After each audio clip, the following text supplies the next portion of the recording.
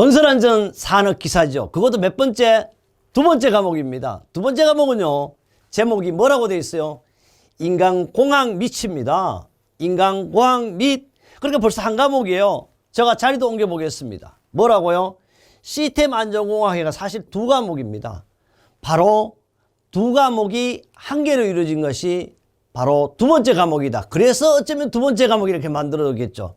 이 두 번째 과목은요, 2024에는 어떻게 출제하겠는지 출제 기준을 한번 보겠습니다. 출제 기준을 보니까요, 이렇게 구성이 되어 있다. 실제 출제 기준은 100% 어디에? 오로지 2024년에 맞게 구성을 했다 그랬어요. 어떻게? 합격 기준은 어떻게? 정확하게 적용했다 그랬어요. 정확하게. 실제 2021년도 아닙니다.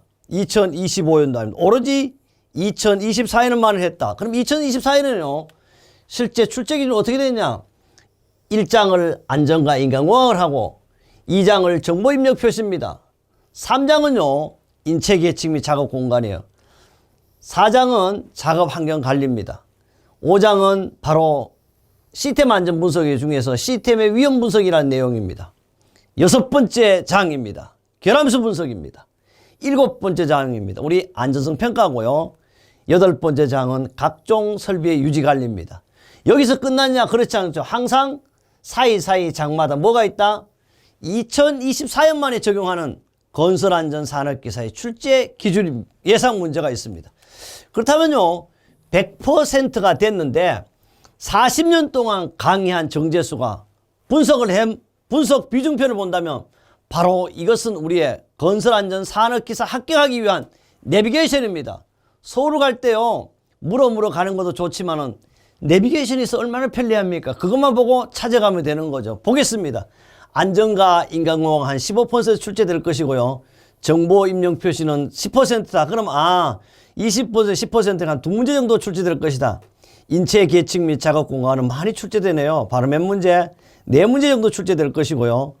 작업과 환경 관리에는 바로 20% 네 문제요. 시스템 위험 분석은요, 두 문제가 출제될 것이고, 역시 결함수 분석에도 두 문제가 출제될 것이다. 안전성 평가도 두 문제. 그 다음 각종 설비의 유지 관련 한 문제가 출제될 수 있지만 이것은 산업안전보건법에도 연결되는 것으로 항상 제가 두 문제 한 문제 이랬지만 두 문제 또는 세 문제가 나올 수도 있겠죠. 정확하게 한 문제가 딱 떨어지지 않지만 반드시 안전과 인간공학이 세 문제라 그러면 세 문제 나올 수도 있고 두 문제 나올 수 있고 많이 나오면 네 문제도 나올 수 있다. 그러나 목표물을 보고 가는 것이 더 쉽다. 그래서 우리는 뭐예요? 목표가 골이잖아요. 골을 넣기 위한 바로 비중표. 바로 두 번째 과목이요. 인간공학 및 시스템 안전에 대한 뭐죠? 내비게이션입니다.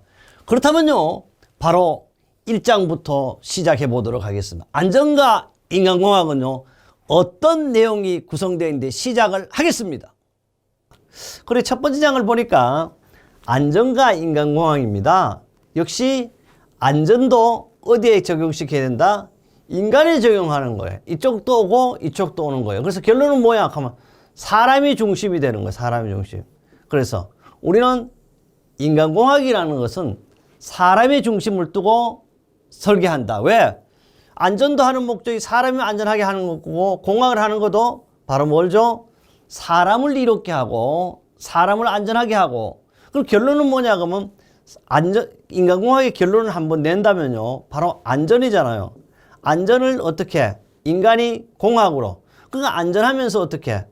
일을 어떻게 한다? 기계를 쓰니까 사람이 직접 하지만 기계를 써야 하니까 안전하고 능률이 인간공학의 한마디로 목적이라고도 할 수가 있습니다.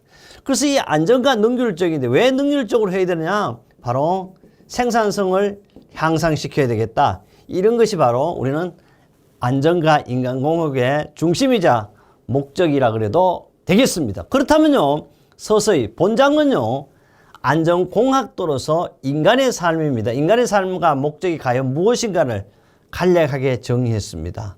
또 인간기계, 머신, 기능의 장점과 단점을 기술하고 인간으로서 안전하게 작업할 수 있는 기본사항을 구체적으로 서술하여 우리 안전공학과 기본적으로 인지해야 할 내용을 제시하였다. 그러나 가장 큰 결론은 시험에 출제되는 예상되는 그 중심적인 내용은 바로 이 세 가지로 나눌 수가 있습니다. 이 세 가지는 역시 제가 의무로 한 것이 아니고 NCS 역시 국가 자격 어떻게 인간공학이 시스템 안전에 출제 기준을 적용했다고 보시면 되겠습니다.